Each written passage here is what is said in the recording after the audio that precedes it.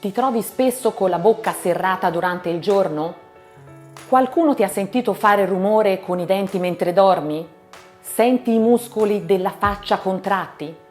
Questo fenomeno si chiama bruxismo ed affligge purtroppo moltissime persone.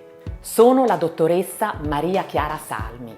Mi occupo da 25 anni di patologie delle articolazioni e dei muscoli della bocca. Serrare in modo prolungato ed eccessivo i muscoli della bocca può mandarli in forte affaticamento e possono fare molto male, come per esempio capita agli altri muscoli quando in palestra facciamo un esercizio fisico esagerato. Si può associare anche il serramento e lo sfregamento dentale, il cosiddetto digrignare i denti. In questo modo i denti si consumano, diventano più mobili ed esteticamente meno gradevoli.